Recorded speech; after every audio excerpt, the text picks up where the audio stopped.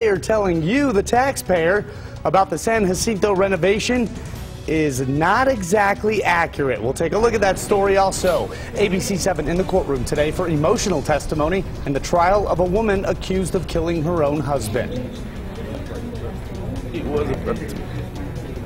Well, another death on the football field. Tonight we are looking into what's being done to keep your child safe. Also, tough enough to wear pink? Yes. But NMSU tough enough to beat anyone on the football field? Questionable. We'll take a look at the future of the program. And we are also showcasing the Bel Air High School Marching Band tonight. A big congrats goes their way. And the Highlanders will see you on the CW. And tonight kicks off a big week for ABC-7 at 9, Halloween week. We'll tell you how you can embarrass your friends on Frightened Friend Monday. Nichole. Beautiful day today and another nice day tomorrow, but I'm tracking changes to the forecast. Details in Storm Track weather. All right, thanks so much, Nichole. It's all next on ABC-7 at 9. Get ready.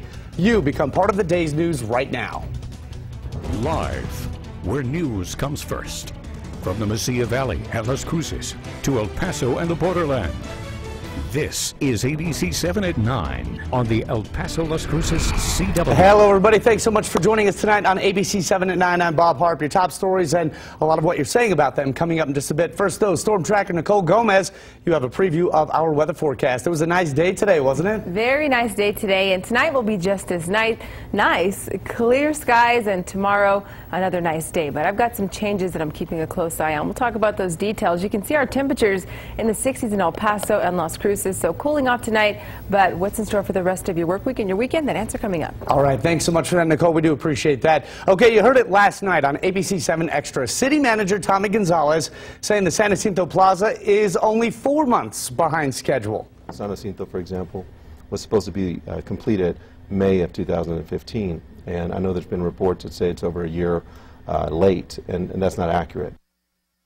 Well, how could that be possible, though? Today, we are breaking down the timeline for you.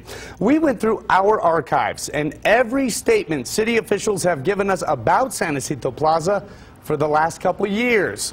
All right, let's go ahead and break this down for you now. Early on in 2013, city officials said that reconstruction was an 18-month process. So that would make San Jacinto ready by December of last year. But once the city broke ground, they said the plaza would be done February 2015. I don't anticipate any delays to this project. We should be able to give this back to the citizens in February 2015 like we promised. I do think that the department, and this is a good example, your point that you're making, a lot of times are asked when is something going to be done on time, and they rush to give an answer without looking at the actual deadline of when that project is supposed to be finished. Well, the city stuck to that February deadline for about a year. This February came and went. Still no finished plaza. So then the city said May. Still not finished. And now the city says hopefully by the end of this year.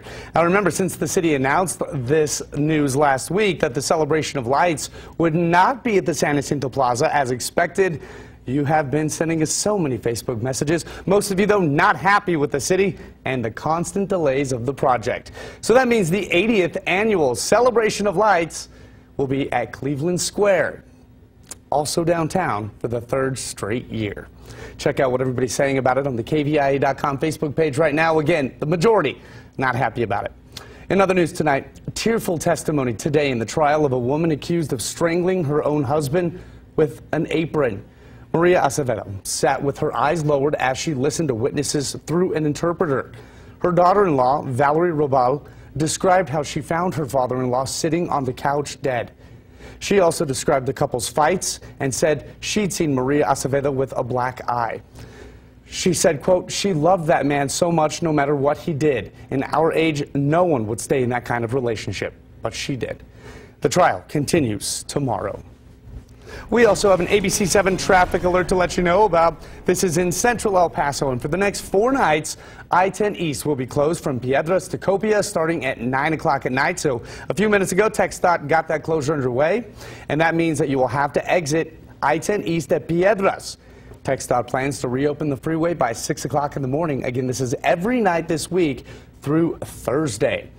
And we also want to let you know a live traffic coverage is here on ABC-7 with our TxDOT traffic cameras. This is a shot over at Loop 375 in Balsam and now Escalante Park in the border highway. Looks pretty good out there, calm and quiet, so no major problem spots right now to report. Just remember the closure on I-10 East in central El Paso. Well, traffic is back to normal tonight in West El Paso at Desert Road, North Desert, just east of Red Road at about 3:30 this afternoon. Police saying a car and truck were involved in a wreck. The impact sent the truck flying into the Rudolph dealership, hitting other cars. Police say 4 people there were taken to hospitals, one of them possibly with serious injuries. A police spokesman is telling us that officers are looking for a third car that was involved in that collision. Well, Governor Greg Abbott of Texas, he is hoping to crack down on local governments that ban police from asking about a person's immigration status. He's now calling on state lawmakers to make the ban on a law during the next session in 2017. El Paso leaders are taking sides on whether to even follow the governor's orders. I think that we have a strong legislative delegation, and I certainly believe that that we'll be fighting this very hard, the next legislative session. We have laws that have been put on the books, and we need to follow those laws, whether we like them or not. And it's not our choice to pick and choose. And if we pick and choose which laws to follow, and that affects the El Paso as a whole financially, it's something we need to seriously think about. Is that the right decision we need to be making? The Texas legislature failed to pass similar proposals 3 different times. And meantime, Mexican protesters blocked the southbound traffic this afternoon at the Bridge of the Americas. A group of Mexican farmers, some on horses, others on tractors, are reportedly upset over low market prices for their products and the importing of American produce. They are also not happy with the cost of electricity, diesel, seeds, and fertilizer. Tonight, from our New Mexico mobile newsroom, a convicted felon is now in jail for allegedly shooting at a mobile home in Las Cruces. 38-year-old James Serafin Cedillo. He faces several charges, including aggravated assault with a deadly weapon and possession of a firearm. Police are saying he had drugs on him as well. The shooting happened Saturday morning on the 2200 block of Holiday Avenue. Tonight, Las Cruces police are saying they still are not sure why he shot at that mobile home, but we can tell you nobody was hurt. This woman is accused of attacking a mother and her 4-year-old child just to get the woman's purse. This happened outside the Marshalls at Bassett Place Friday. El Paso police are saying 23-year-old Riona Hallian is from California, and when she was here, she grabbed the woman's purse so hard that she pulled the woman and child onto the ground. Police are saying she even pepper sprayed that woman. Well, Hallian is facing robbery and injury to a child charge. Also tonight on our Facebook page, we're getting comments like this from Christy saying karma at its best, referring to some of the pepper spray getting into this woman's face, saying she deserved it. Richard saying, I hope they hang her out to dry. If you need money that bad, think of how you can work for it.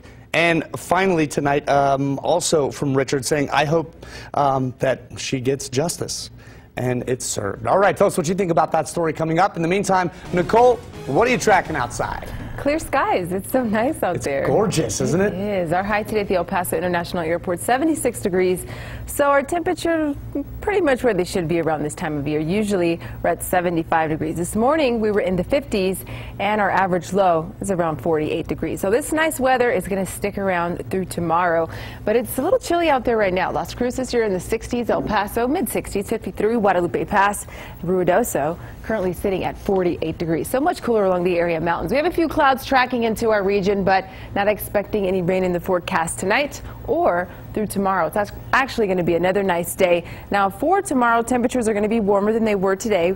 Looks like we're going to reach the 80s. A few clouds will move into our region, but again, not expecting any rain, but the rain will return to the forecast. We'll take a look at the latest future track computer model. I'll let you know if it will affect your Halloween. I know a lot of you have plans on trick-or-treating, so I'll let you know if it'll affect your forecast. What's coming up, Bob? All right, looking good. Thanks so much for that, Nicole. We do appreciate that tonight. Now, a growing concern, though, over the dangers of high school football. In the first 7 weeks of this season, 7 deaths nationwide have been reported connected to this sport. The U.S. saw 11 all of last season.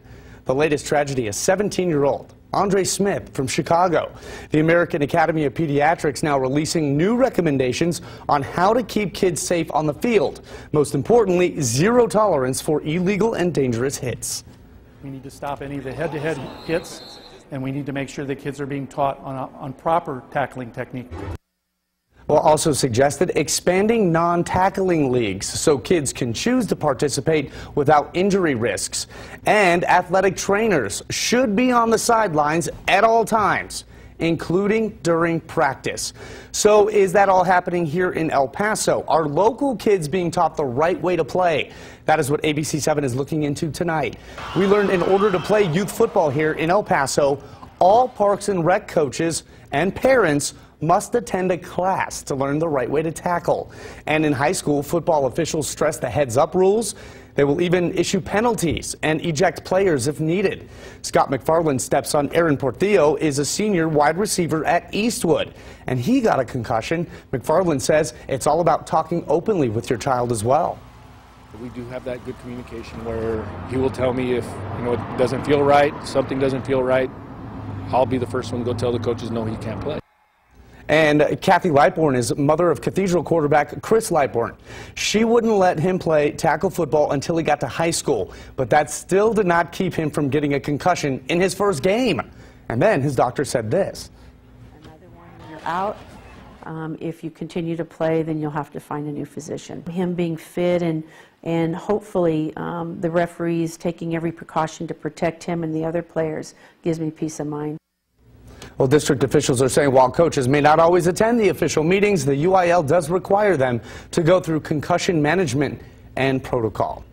Okay, this really pains me to say it, but let's face it, the most excitement from this weekend's NMSU homecoming game, the Tough Enough to Wear Pink campaign. That's the big push to raise money for cancer, breast cancer research and awareness.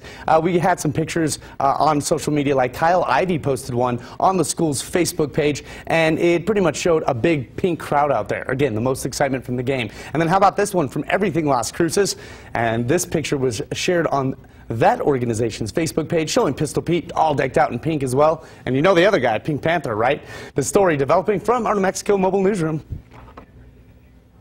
Can we not talk about it? Why don't you want to talk about it?